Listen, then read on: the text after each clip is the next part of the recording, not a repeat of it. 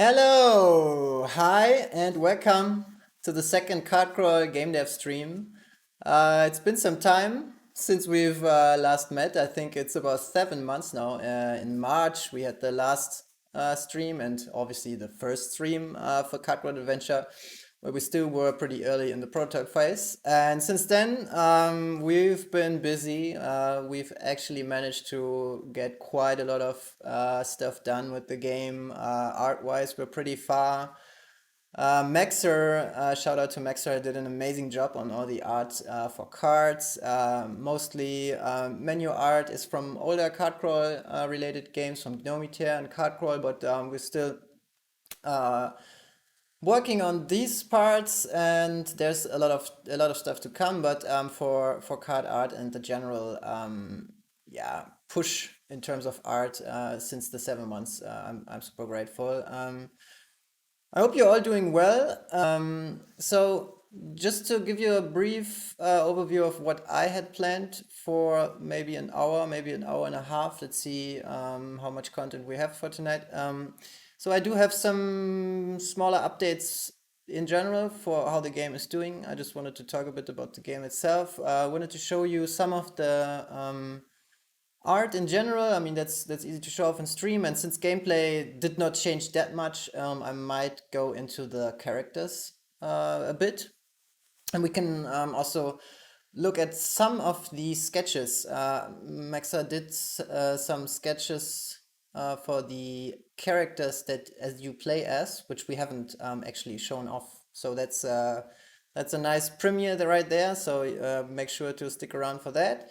And yeah, I think we should just in general talk about the game and how development went so far. So I'm not sure. So if I should do a small rundown of what the game actually is about, I think most of you that will watch this is actually either already playing in the playtest or did follow the game through its development, and it's been almost I don't know 2 years now actually since we have started developing the game. And I think mostly if you come from either card crawl or if you come from card thief, I think both sides should work, so to speak, since the game is basically a mixture of both. And then we have some roguelike elements, and I think I'll just switch over to the game and show you how it looks right now. So just a disclaimer, most of the stuff visually is still placeholder art. So I think most of the menu stuff will be replaced with proper art once we've done with the cards. But there is quite a lot of stuff already in the game that is final as well in terms of art for the cards. So I think that's something we could start with.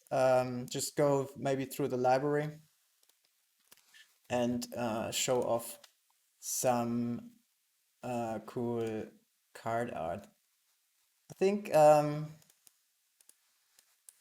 we could just go through the list. So we've do what we've done is that we've mixed a bit. So if you've played card crawl before, you will see that stuff like the like this thing. I think that's Deadly Strike from card crawl made it into the new game. And then obviously Maxa did a lot of new illustrations for the characters.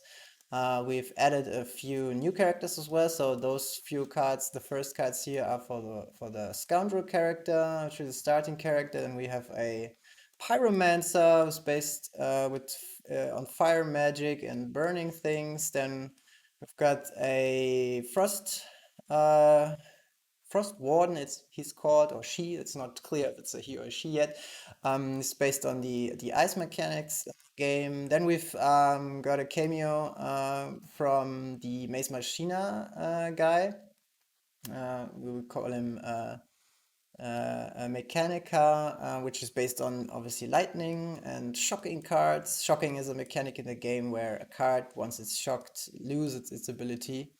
Uh, so you will be basically silencing or muting a lot of enemies and trying to not getting damaged by their spells.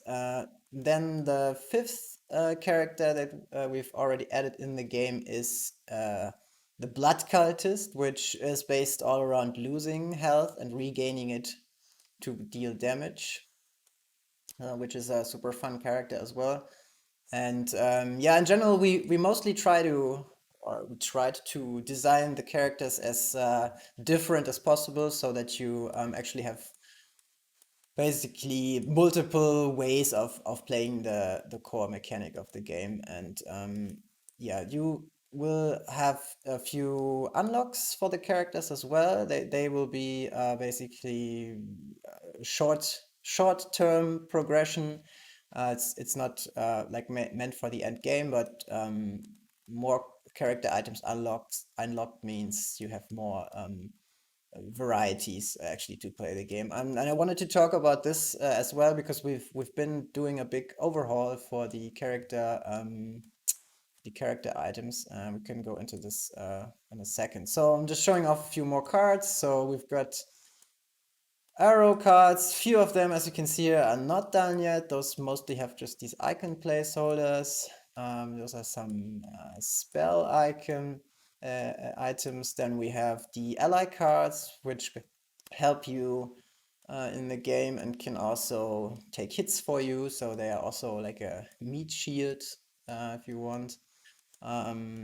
We've got yeah, this is a good example. This is the first test of how an animated card could look like. So right now we're not planning on animating the cards, but maybe with a few simple shaders. We have tried to basically animate some of the cards here with the shader. It's just a wobbly shader that like simulates the flames and stuff. So maybe for some special cards, I could see this work really well. And then from here on, this is still a bit unordered, so this is also still work in progress. But from here on, these are the unique enemies that all do very different things, and they are based on different ideas. Or for example, these guys, as you can see, they are a group of 3 and they are immune to their element and they deal elemental damage. Those are totem guys that basically have an aura that influence cards next to them. We have a few obstacles like the like the door that you cannot select cards after this once you've selected this one. We have a mimic chest. We have this guy here, which is the so far from the playtests and from all the playtests feedback, the most hated card because basically he has to be selected first, which in certain situations is a really nasty thing. So yeah, watch out for this guy if you play. Then we do have not very much finished, but a few of the treasure cards. For example, one of my favorites, the Treasure Goblin, just a directly homage to the Diablo 3 Treasure Goblin. We have the Sacrifice Altar, where you can sacrifice a card in order to gain a treasure. We do have the treasure reward cards. We're planning on having different graphics for those as well. And then here are a few more of those obstacle cards that you can destroy to gain a bonus. Then we do have the barkeepers. So the barkeepers are also pretty funny because we thought that the barkeeper, as he's a kind of an end boss in the game as well, maybe those 5 barkeepers they increase their difficulty in terms of damage and strengths that they cost to play. That they are all maybe cousins or like related, and we're going to have a really nice barkeeper guild thing going on here. The last one obviously is still not finished. And then going on, these are the we call them neutral monsters. They are basically the main monsters you fight, and each neutral monster has one idea. So basically the first guy adds monsters, and then we have these keywords which say when they add stuff. Like this guy, purge means when the card is discarded. So this guy adds 1 if he discards, this one if he endures or stays on the board, and this one does it when he enters the board. So this one is way more dangerous than the other 2. And we have this for different types of enemies, but all 3 always come in these kind of flavors or variations. We have a few more specific ones that do block damage, immunities. We do have this guy here is from the tutorial. We do have bigger damage dealers which come in the later taverns, which are pretty nasty as well. And then obviously for the bosses, we have quite a few new ones. The slime boss, we have the Goblin Queen. We do have, we call him Dry Bones now. This is the skeleton guy from Cardcore actually. So we are reusing and revisiting some of the old bosses. Obviously, this guy, if you played Cardcore, is pretty known as the strongest card in Cardcore, the Soul Eater. And yeah, some of them are not done yet. This guy is the imp guy, who's also a pretty nasty little fella because he deals damage based on what kind of cards you discard or destroy. And the last boss that we have here, and also of the list, is the big bad bat. And I think this guy will also get new graphics. I think Max has sent some sketches actually for this one, so we can take a look at this later on. So yeah, this is something new we've added, so you can look through the cards. We do have a new mode. I think I haven't shown this mode yet. Last time I think we just played the regular game. So the weekly tavern crawl, just a quick run through. Weekly tavern crawl is basically the reimagination of the daily game, but since Cutthroat Adventure is played in 5 taverns, we split the 5 taverns to the 5 weekdays. So each tavern crawl starts on Monday, and everyone gets the same challenges, basically, also the same rewards, and then you get a daily leaderboard, so you can see that a few of our testers. Shout out to especially Papa Rerun and Tiger, who are the most and since quite a lot of time the most active players. PKT and Kaladin as well. Those guys are already like doing crazy high scores in the weekly tavern crawl, which is, I mean, on one side a good thing because I see there's a lot of potential for the game, and I think quite a few of the things in the game actually work. But on the other side, my hopes for getting into the high score when the game globally launches is already shattered because those guys are way too good. Right, so and then you can see that each day basically 8 players played, 100% completed, only 7 played here, and then you can see the further the week goes, the less player actually make it through the end. So and then in the end, on Friday, this is also something work in progress here. There will be a reward screen at the end. So each week we will see the weekly high score when everybody completed 3 taverns, not three, 5 taverns, right? So that's a really cool addition to the game. I think that's a really fun mode as well. It's also really cool because you can peek a little bit into what other people are choosing. So you have a bit of a screen sheet mechanic where you can, before you go into a tavern, if you go late, you can just look at stuff that other people picked and maybe base your strategy around that, but maybe you have a better strategy. So yeah. So I think what we have planned right now, in the beginning, I can show you real quick. When the game starts, you see right now you only see the barkeeper on top, but actually I want to have the big boss monsters as dealers, or basically as your opponents on the top screen, and they will basically be animated and have way more interaction with the game, I think. So because the original idea, and the idea is still there, is that you play against the boss and you anger the boss by killing his minions, right? And then once you have killed enough minions in the game, the boss really gets angry and he like joins the fight. And that's the moment when the boss itself throws himself with a card basically into the game. Then you can fight the boss. And as said, once you defeat the boss, the maybe barkeeper like takes over, takes his seat, maybe kicks him off of his chair or something like this, and basically finishes the game for him. So that's the basic idea with the with the bosses. So we've been updating the selection menu. So obviously the characters are not in yet, but you can see here that they're basically like, the idea is that you start in some kind of bar and tavern environment, right? And they stand at the counter or at the bar itself, basically, and just wait for you to hire them. And yeah, we've added a few standard things like achievements that you can like do. Obviously, we need more achievements here, some more interesting ones. These are just the basic ones to just have some smaller goals to do. We've also added a new mechanic for maybe players that think that the difficulty level is a bit too rough in the beginning. So we've added a item, the Talisman of the Goddess, which basically baits from Hades God mode, where you start the adventure with one extra heart and strength once you wear this talisman, and then each time you lose, as it's stated here, it increases by one. So every time you wear it, when you lose, this goddess talisman powers up and you get more powerful, and once you win it resets to zero, so you can start in a normal difficulty again. So it's kind of an accessibility item that we've added to the game.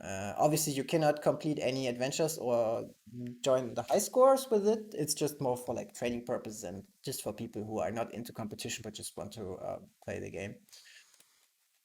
So each character now has like his little character menu. This is also like UI wise. I mean, I'm a UI designer as well. This is like the most bare minimum UI design I did for this, so it's a little bit rough. But you can imagine like having like this overview where you can see like how hard the character is. You have like some little bit of lore maybe about the character. You have the character item, which is the starting item. So each character starts with a specific item, which also a bit of determines how you play the character. So as I said, the scoundrel is all about like doing bleed damage. Bleed is a mechanic similar to Slay Spire's poison that you can apply to an enemy, and then he gets damaged for one each turn. And this bleed mechanic basically sticks to cards, so it can't be removed. So, and for the scoundrel, he does or she does damage for or she does bleed damage for the first attack she does each turn.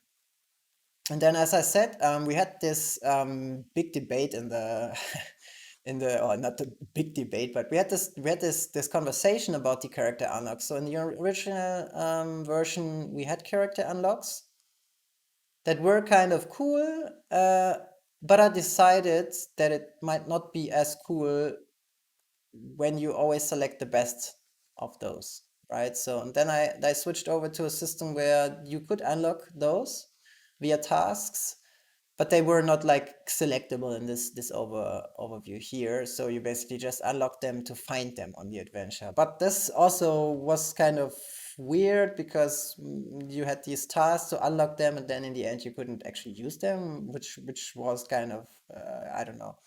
It was just what was just awkward and maybe not as rewarding as when you can like collect or unlock those and then instantly try them out. So and we changed the system again. I basically overhauled all of the or most of the character items, and I actually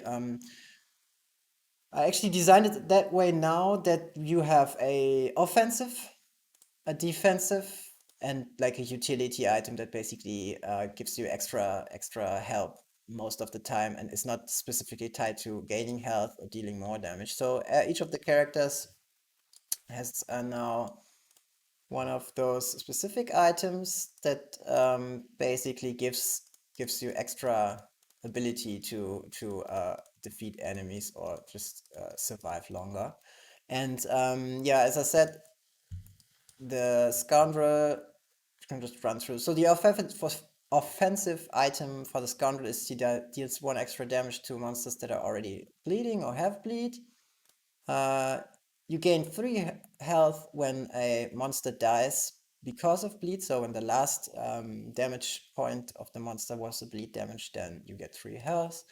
And when you the utility item is when you deal bleed, you also deal curse, and curse is another mechanic. Curse basically says monster or bad cards lose strength, and good cards gain strength or become harder to pick up basically by one as well. Um, this is not yet in the current playtest version, but the next playtest version, I think that's 90 already, should have all the new character items. So that's a lot of new stuff you could try and check out. Right, then we do have a third mode actually, which I also haven't yet shown off in the last time, which one new. So I think just to take a step back, I think the game is quite hard, but obviously there will always be people who are way better than me, and for those people, we've added a cursed mode.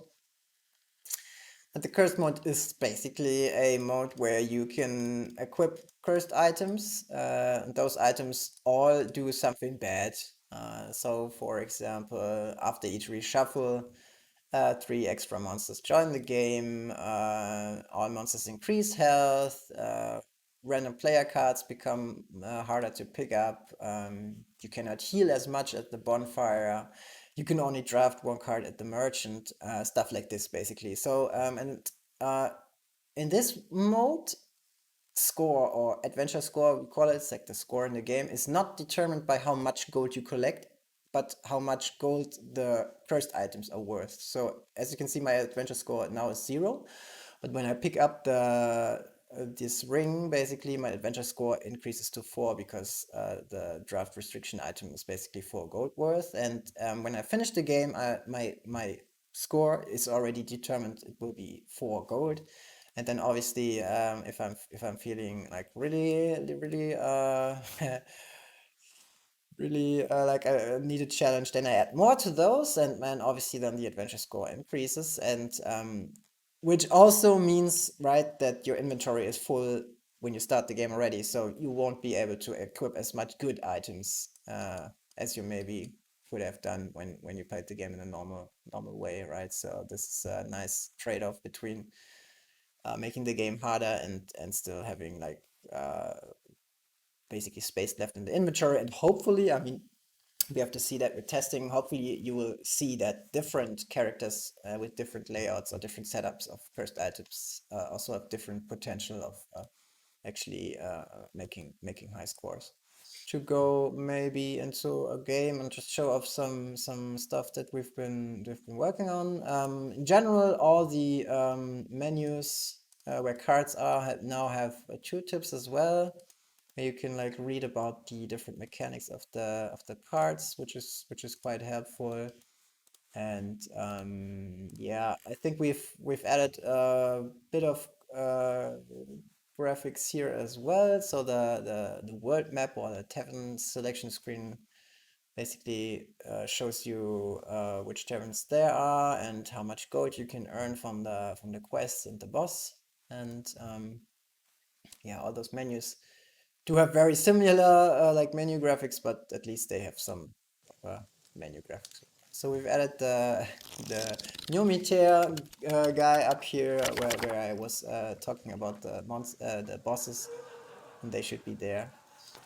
And then yeah, in general, we have some background audio. I left that in. I hope that is loud enough. In general, we've added like quite a few like quality of life improvements. I mean, obviously, general like cards now have proper graphics and stuff. But in general, the number one thing that I really enjoy now is the damage preview. You can see that those little like daggers or swords hitting the hearts of the monsters, and you can see, okay, if I select this guy, I will do 1 damage, he will be reduced to 1 damage, and he will also get bleed damage from my ability, right? So you can see that, for example, now I'm here, and you can see that all those guys around here that could be my next targets also get the damage preview. So I'm just damaging those, and then they fly towards this card. What else? We do have proper inventory here now. So obviously the inventory icons are still placeholders, and we will be working on like specific icons for every item, so you can like visually basically instantly see which one you've equipped, but you have this small inventory here that you can look at. Character art will be down here. This is still the card crawl lady, which will be replaced. We do have proper inventory menu now, where you can look at cards. So the tooltip stuff here. Yeah, when you have more inventory, look through that. We do have the Tavern's info screen where you can see which boss, also if you've done it already, like the quest and the boss. And yeah, I think most of the stuff was already in the version that I showed off last time, but basically really hadn't any graphics at all. I think it's just all placeholder art. Maybe I just run through the first tavern real quick because it's quite easy. Then I could show off some of the stuff we've added. Yeah, so this is the bonfire menu where you can like get a bonus in between each shuffle. This is a very nice graphic here on the right side. The replenish heart is like this ramen soup, ramen noodle soup, which is really cool. And obviously, if you need to replenish your strength, you just drink a mug.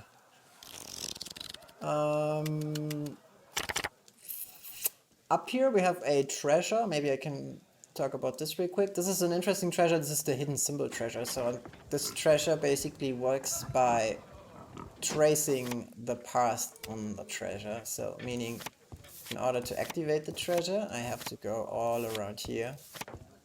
And then you can see that the treasure basically gets this golden border and says it's activated. And then if I confirm my path, you get the treasure reward. This also needs to be a much more nice animation and everything. But right now we just have this menu here. And then from the treasure reward screen, you can pick different treasure rewards. Some are like really simple, some are more like difficult to use. In this case, I'm just getting the sword that basically does, or the dagger that does 3 damage and gives me 1 gold.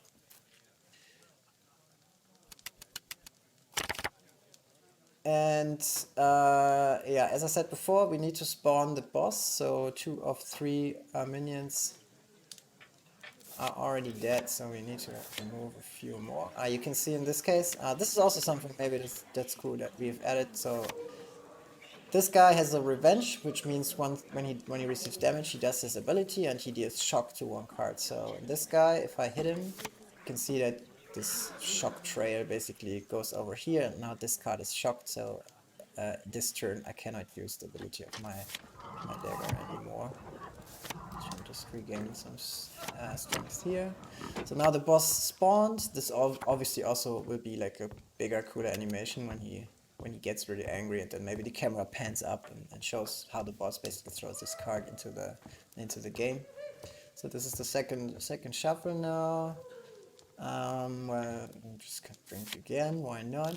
And then this is the second of the 3 shuffles. The boss appears, right? So now our goal becomes to actually kill the boss. And the remaining turns, and also we can visit the deck merchant, which also spawned. We can maybe kill this guy and kill this guy as well. This guy curses. Maybe you haven't seen it, but once my apple gets cursed, it becomes a 1 strength card, so it's harder to pick up for me.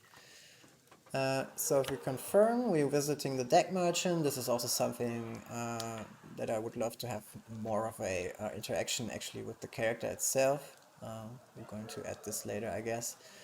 And now I get to pick one of the cards, and I'm probably going just for fun and down here with the fire sword, which increases damage over time, but also gets harder and harder to pick up because it increased its strength as well. So this is the last bonfire we're visiting in this tavern. Once again, just getting the beer. And then we are trying to get rid of the boss. Yeah, I think this turn he is dead because he gets 1 point of damage from bleed, and this guy as well. And then we can use our ability down here because now we have 3 monsters that are basically afflicted with bleed, and then for each one we get 1 strength back, so we can heal up or replenish our strengths. Ice Killer asks, who will be making the music for the game this time? Hopefully Oliver again. So Oliver Sakic is the audio artist of Cardroll and Card Thief. Amazing sound and audio guy, music guy. I think we've have planned to do a basic run through of the basic sounds until December or end of November. So hopefully we will have some more sounds and some more like atmosphere in the game until then. So it's definitely planned for this year, and I'm really happy that he's already working on this. So this is end of the tavern, right? So the last card that you have to select is always the exit of the tavern, and then the tavern finishes. This is the barkeeper guy I was talking about earlier, and he basically deals damage when you not select him, and he gets stronger. So he hits for 1, in this case the first one is pretty easy. Doesn't deal any damage, and then in the second turn when you leave him he deals 1, 2, 3 and so on. So you can stay in the tavern, but it's actually a good idea to leave the tavern at some point because he will become stronger and stronger and you cannot like remove him. So in this case I'm just leaving the tavern here, and then we have this tavern end screen. You can see that I failed to complete the quest, which was to select all cards, but I've collected the treasure and defeated the boss, and then for those I get some extra gold. And then in the tavern itself you can choose a reward, and we have 3 reward types. One is adding new equipment, one is adding tavern charms, which are like small chance-based items that always have a 50% chance of doing something good. And you can also improve your character cards, which is like in Slay the Spire, like a different version of the Slay the Spire card upgrading. Actually, our cards have 2 upgrades, and they are more designed to fit different, not only better, but maybe a bit of different versions. So I'm picking a Tavern Reward, just another item maybe. As you can see here, those items do different things, but they look the same. This is also a duplicate, so this is always a work in progress. And the cool thing, as I said, I think I said before, is that the items that you unlock for all characters can appear in each run through. So this is, I think, the second item from the Frost Warden, and the battery one is the first one from not actually the third and the first one from Mechanica. So this is a card or an item that removes shock and adds it to a different monster, and this removes a frozen state from cards, and you gain energy from this card. So this is a very defensive item, obviously, because you cannot kill monsters or whatever with it. This one is a mixture between, because once a card is shocked that is your own card, you could like use this to remove it and then add it to a monster. So I don't know, just. And then at the end of the turn, at the tavern, you get to spend your gold. And I think since the last time we added skipping, or I think we had skipping, but we didn't have refreshing the offer for some gold. So if you gain a lot of gold and you're looking for a specific reward, you can also refresh the offer now, but you can also skip it to gain more gold for the next turn or for high score purposes.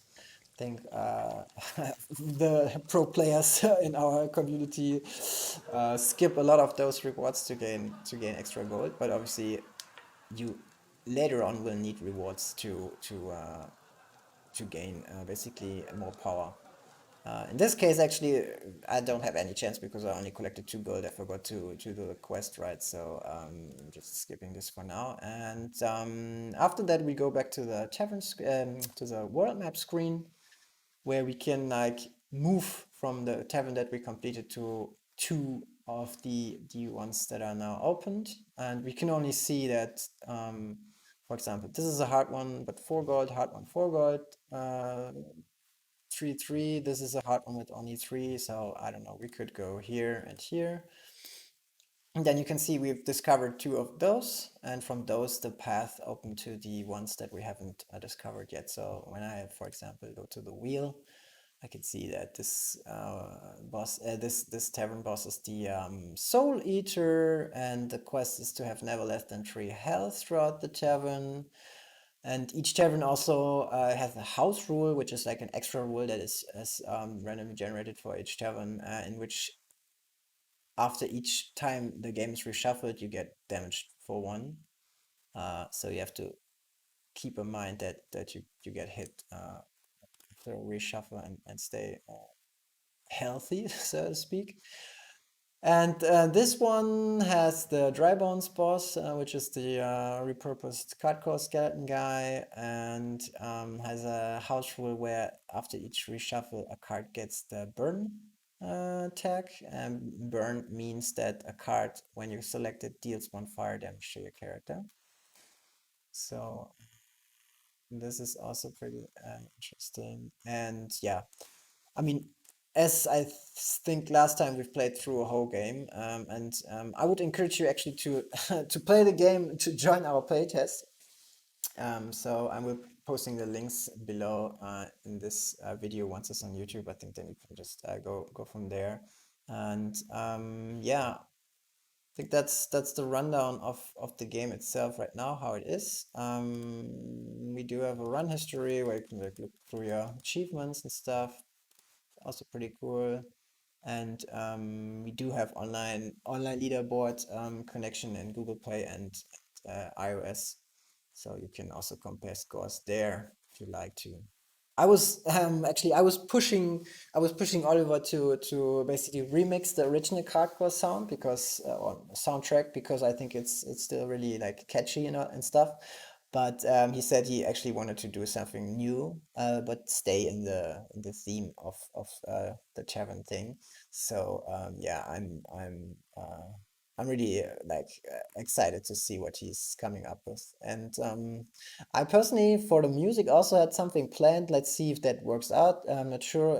So once we have the like main theme of the game done by Oliver, I actually wanted to contact a few of my favorite music artists that I'm listening to, like game music artists, and maybe get some remixes of the original theme from them. So this is also like a budget, obviously, and time thing, but maybe I can get something going with some the amazing musicians that do awesome audio for other games as well. And I actually wanted to show you um, the art that Mexa sent me. We can just go through that and just like look at a few sketches. So these are obviously like early sketches, but they are really quite cool. So especially the guy on the left with the hat and the feather is really like cool. I really definitely want to see this guy somewhere in the game. On the lower right side, you already see the imp boss guy is already in the game. And this guy, this goblin guy riding the hare or the rabbit there is also pretty funny. Um, then we got some more art. I think few things like on the left side you can see the magnetic coil that is in Mechanicas cards. I think there's some early sketches of the Frost Warden shield. Um, like the hand studies as well. I think he wanted to do some stuff for these spells, the hands.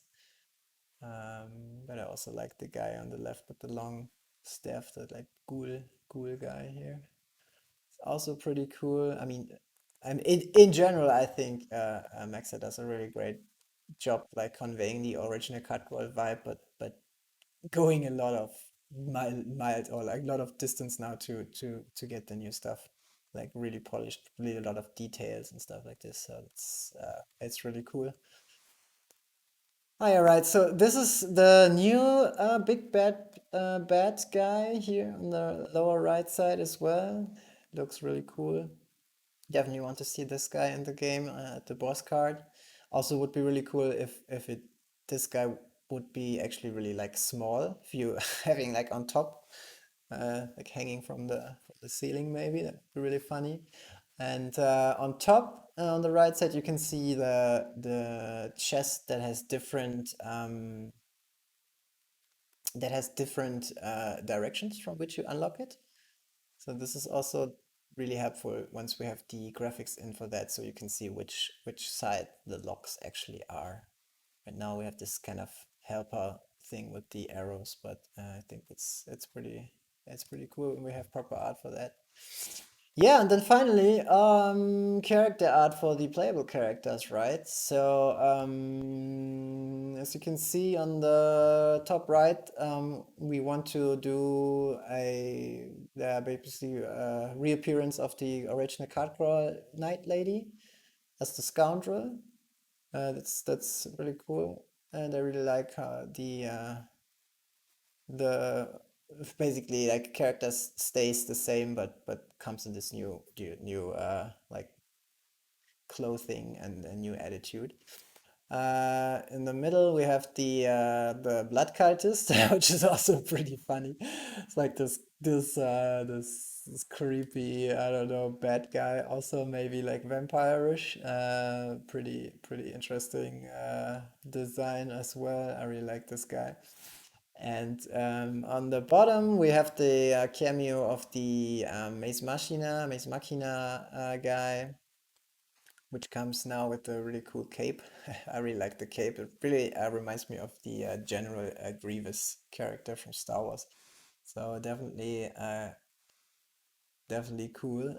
And I think on the top left, this is an early sketch. I think Mektha said something about like a monk or like more like a priest thing.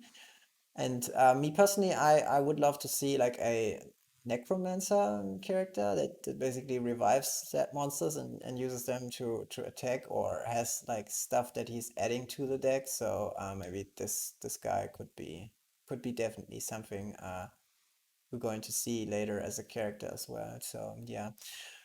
Yeah, and I think I talked with Maxa this week, and I think we were going to trying to push the character designs now, and we'll be having some of them in the game pretty soon. Even though they are maybe not like completely finished, but at least we've have something to see. People sitting basically at the bar there, and you have these really cool characters. So that's going to be really good. I don't know. In general, I think we do have quite some stuff to do in the game. Obviously, the game looks way more advanced than 7 months ago. It would be a shame if it wasn't. But yeah, for me personally, I think we are on the right track now, and with all the help from the playtesters, shout out again to everyone playtesting, giving feedback, discovering bugs almost every day. I don't know, fixed over 200 bucks maybe now already. So thanks for that again. A lot of people giving really good feedback in terms of UI usability, also in terms of mechanics. PKT is really like a great guy who really understands the systems of the game. We already talked about this, so just in general, as a game dev, I would recommend everyone to give the games out as early as possible, and then just let people play the game and give you feedback. So that's really helpful all the time. And yeah, again, for me personally, I think we should be pretty much ready for like a soft launch at the end of the year. I cannot like promise that we will be ready, but I'm really pushing for early December before the really like crazy Christmas madness starts again, that we have a version that we can actually publish in a bigger to a bigger audience in the store. So I'm planning on having like a soft launch thing for maybe Australia and Canada, maybe. So English speaking stores that are not as big, but we can get like a few more users actually to try and test and see. And also, I do want to have some analytics this time around, so we can see what people actually do in the game. So I want to work a bit more with that. So, but we need just more players in general to see how they play the game.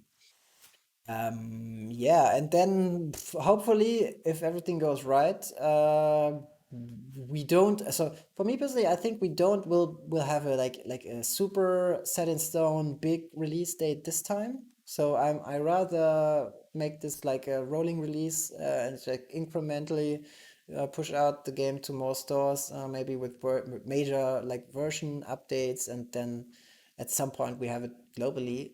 Uh, but the game is in a really good state already, and we can grow organically from there. And I think what I've learned from my last release, especially but in general from the general way we develop games at the moment, is that the early access model with like slowly incremental updates and like slowly and incrementally uh, basically yeah, raising the quality of the game and also improving like the onboarding and stuff like this is really helpful, and we don't have to rely on this big bang at the release date and then be super surprised that nobody plays the game because nobody has heard ever about the game. And now we've been now like doing like more than a year of pre-marketing and pre-promotion and stuff like this, and I still think that not a lot of people know about my games, but I know that at least the fans are aware of this game, and it will be not so much of a surprise, and then of a maybe also like bad surprise in terms of, oh wow, nobody plays the game because nobody has like recognized it will be so bad, won't be so bad. So this time I actually try to make this whole release process a bit like longer and a bit more strategic, or whatever you want to call it. So yeah, I think that's the goal. And yeah, besides that, again, hopefully next year we have some like 1.0 version that is quite good and that we're confident with. And yeah, until end of the year, we see how the soft launch is going to work out. Yeah, I think we're almost at an hour now. I think that's a good time length for an update. I hope you had fun watching the stream. Tell a friend about the game if you haven't. I mean, we always need playtesters, as I said. Everyone is welcome. And yeah, hopefully again in 2 months, maybe around 2 months, we will have another update, and I can show off some new stuff, and yeah, have a proper version that we can soft launch with. So yeah. Okay, until then, I think thanks for watching, and have a good evening or morning wherever you are, and I hope to see you in the weekly tavern crawl next week, right? So, and until then, have a good one. Bye bye.